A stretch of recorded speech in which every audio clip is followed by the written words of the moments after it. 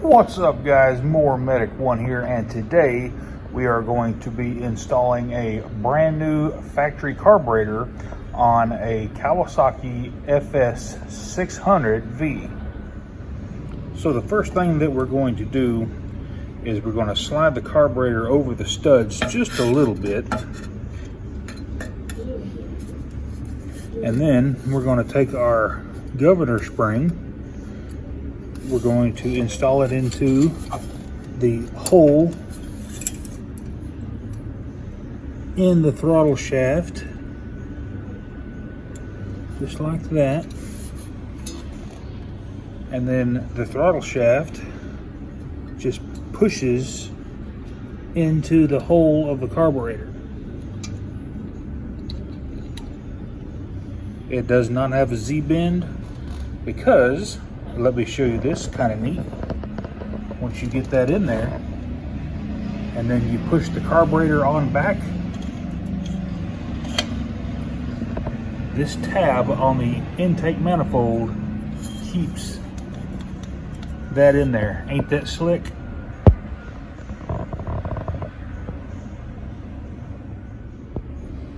Go ahead and install your fuel hose.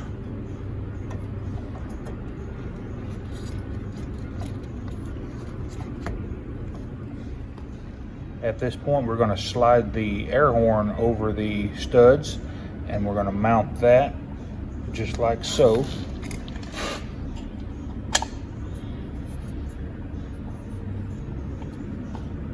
Making sure that we plug in our PCV vent.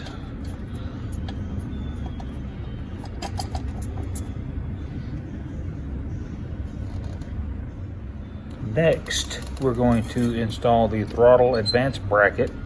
It's just held on with a nut from the stud here.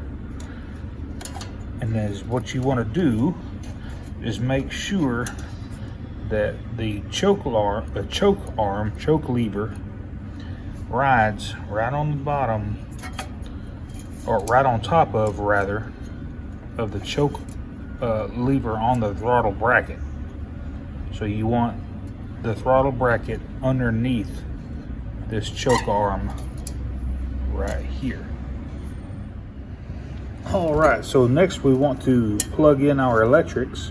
We want to get our ground strap. We're going to put it right here on the stud, and then plug in the connector for the fuel shutoff solenoid.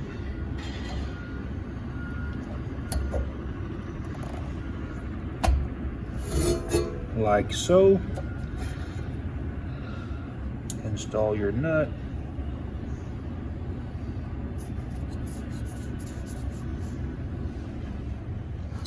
And we're just going to hand tighten these mounting nuts.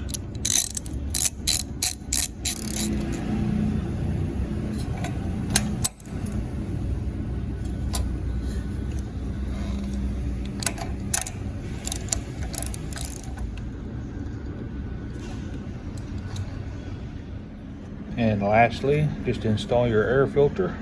Some models have a little pre-wrap on there, some don't. And just tighten your thumb screw. And that carburetor is installed. Guys, this is the easiest carburetor that I've ever put on in my entire life, on a tractor engine, I should say. No springs go flying. Everything, you just take the throttle bracket and you just lay it over. All the springs stay intact. All the springs for the choke stay where they are supposed to go. It's just an easy engine to work on, and this is on a John Deere X300. And I've got about 20 of these in my fleet, and I keep them going. Now let's do a dry start, cold start. This thing hasn't cranked, probably, I'm gonna say it's gonna be several months before since this thing has been started.